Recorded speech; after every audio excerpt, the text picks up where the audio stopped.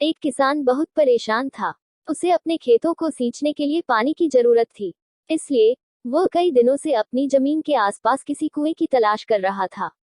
इसी तलाश में वह घूम ही रहा था कि अचानक उसे एक कुआं दिखा। यह कुआं उसके खेतों से बहुत नजदीक था। इसलिए किसान बहुत खुश हुआ। उसने सोचा कि अब उसकी परेशानी खत्म हो गई। यह सोचकर वह खुशी खुशी घर चला गया। अगले दिन वह पानी लेने कुएं पर पहुंचा। जैसे ही उसने कुएं के नजदीक रखी बाल्टी कुएं में डाली, वहां एक आदमी आ धमका। वह किसान से बोला, यह कुआं मेरा है, तुम इससे पानी नहीं ले सकते।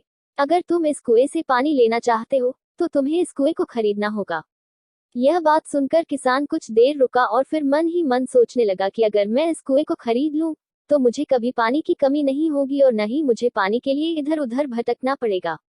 फिर क्या था, दोनों के बीच एक रकम तय हुई। किसान के पास उतने पैसे तो थे नहीं, लेकिन वह यह मौका छोड़ना नहीं चाहता था। इसलिए किसान ने उस आदमी को अगले दिन वह रकम देने का वादा किया और घर की ओर चल दिया। किसान के लिए कुआं खरीदने का यह अच्छा मौका था, इसलिए वह इस काम में जरा भी देर नहीं करना चाहता था। घर पहुंचते ही उसने अपने करीबियों और दोस्तों से इस बारे में बात की और कुएं के लिए तय हुई रकम का इंतजाम करने में जुट गया। थोड़ी भागदौड़ और कोशिश के बाद आखिरकार उसने वह रकम जमा कर ली। अब वह पूरी तरह से निश्चिंत हो चुका था कि उसे कुआं खरीदने से कोई नहीं रोक सकता। अगले दिन सुबह होते ही वह कुआं खरीदने निकल पड़ा। उस आदमी के घर पहुंच किसान ने उसके हाथ पर पैसे रखे और कुएं को खरीद लिया। अब तो कुआं किसान का हो गया था, तो फिर उसने पानी निकालने में देर नहीं की। जैसे ही किसान ने कुएं से पानी निकालने के लिए बाल्टी उठाई, उस आदमी ने फिर बोला, ठहरो, तुम इस कुएं से पानी नहीं निकाल सकते हो। मैंने तुम्हें कुआं बेचा है, कुएं का पानी अभी भी मेरा है। किसान मायूस हो गया और न्याय के लिए राजा के दरबार में शिकायत करने पहुंच गया।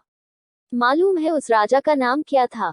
राजा अकबर। राजा अकबर ने उस किसान की पूरी कहानी सुनी और फिर उस आदमी को दरबार में बुलाया जिसने वह कुआं बेचा था।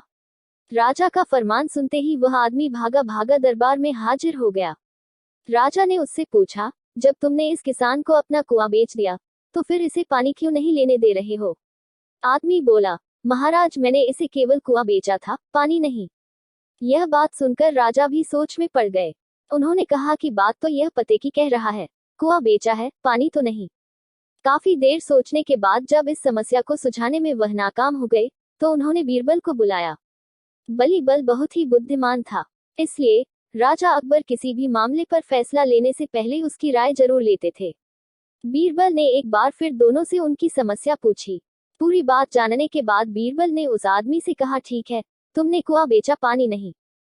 फिर तुम्हारा पानी किसान के कुएं में क्या कर रहा है? कुआं तुम्हारा नहीं है, फौरन अपने पानी को कुएं से बाहर निकालो। बीरबल का इतना कहते ही उस आदमी को समझ आ गया कि अब उसकी चालाकी किसी काम नहीं आने वाली। उसने राजा से फौरन माफी मांगी और माना कि कुएं के साथ उसके पानी पर भी किसान का पूरा अधिकार है। यह देखकर राजा अकबर ने बीरबल की बुद्धिमानी की तारीफ की और कुआं बेचने वाले आदमी पर धोखेबाजी के लिए जुर्माना लगाया। कहानी से सीख। किसान और कुएं की कहानी से पता चलता है कि अपने आप को दूसरे से अधिक चालाक नहीं समझना चाहिए। साथ ही धोखा देने की आदत से भी दूर रहना चाहिए, क्योंकि कोई ऐसा भी हो सकता है जो आपसे भी अधिक बुद्धि का इस्तेमाल करना जानता हो। ऐसे में आपका धोखा पकड़ा जाएगा और आपको अपने किए का भुगतान करना होगा, जैसे इस कहानी के अंत में कुआं बेचने वाले आदमी को करना पड़ा।